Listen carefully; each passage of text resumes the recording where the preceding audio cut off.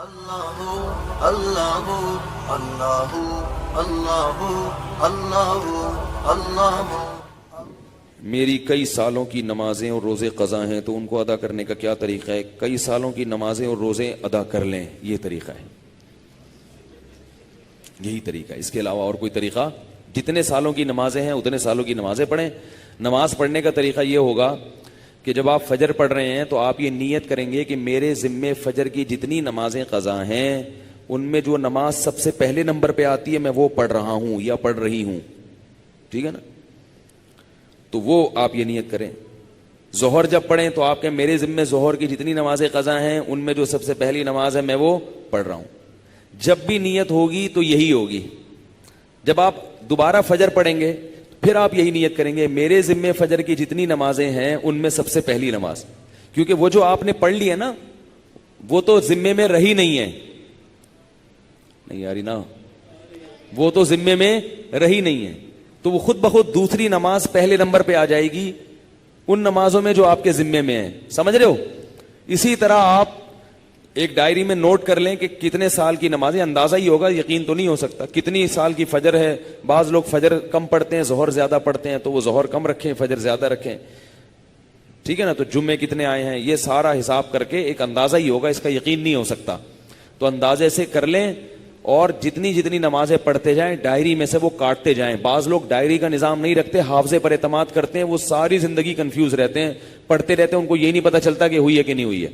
اس لیے حافظے پر اعتماد نہ کریں، ڈائری میں باقاعدہ نوٹ کریں اور جتنی نمازیں ہوتی جا رہی ہیں ان کو کاٹتے چلے جائیں، تو انشاءاللہ یہ نمازیں آپ کی امام مہدی کے آنے سے پہلے پہلے، جس اسپیڈ سے آپ پڑھ رہے ہیں اس میں تو یہی ہے کہ امام مہدی کے آنے سے پہلے پہلے یہ نمازیں آپ کی امید ہے کمپلیٹ ہو جائیں۔ تو بھائی 24 گھنٹے میں کم از کم ایک دن کی نماز لازمی پڑھو، ایک دن کی بھی نہیں پڑھ رہے تو پھر گناہ ہونے کا خطرہ ہے بہت سخت، اور ایک دن کی اگر پڑھ رہے ہو تو اگر موت آ گئی تو وصیت کر کے جاؤ، تو اللہ کی رحمت سے امید ہے اللہ تعالیٰ معاف کر دیں، کیونکہ انسان اس سے زیادہ کا مکلف نہیں ہے نا۔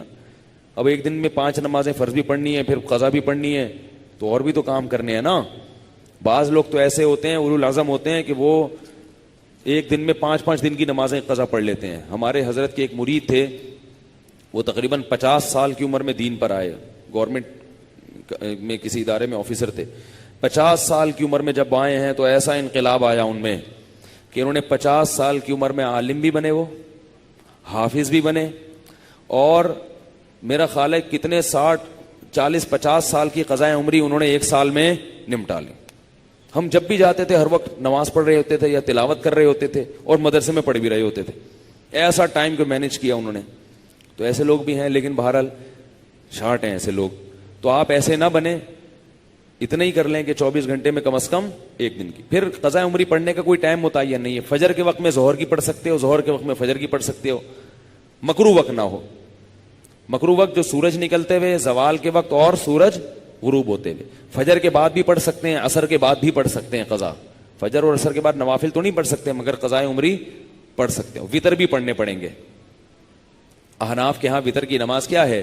واجب ہے۔ اس پہ دلائل کیا ہیں یہ کل، کیونکہ آج کل کلپ ایسے آ رہے ہیں کوئی واجب کچھ نہیں ہوتا اور یہ سنت موقدہ کچھ نہیں ہوتا، یہ بھی آ رہے ہیں کلپ مارکیٹ میں، تو وہ نہیں، فجر کی سنتیں نہیں پڑھیں، بس فرائض پڑھیں گے، فرائض پڑھیں اور وطر پڑھیں، ٹھیک ہے نا؟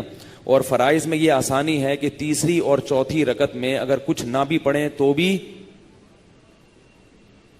بول لینا چلے گا۔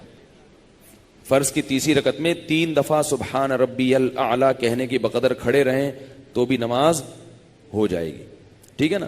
تو فجر یعنی فرض کی تیسری اور چوتھی، وطر میں تیسری رکعت میں پڑھنا پڑے گا، فرض کی تیسری چوتھی رکعت میں چاہیں آپ مختصر قرات کر لیں، تیسرا کلمہ پڑھ لیں تو یہ بھی ٹھیک ہے، بہتر ہے سورہ فاتحہ پڑھیں تو زیادہ بہتر ہے، تو یہ بھی، اور اس سے نماز آپ کی مختصر ہو جائے گی۔ سبحانک اللہم و بحمدک، نشہد ان لا الہ الا انت، نستغفرک و نتوب۔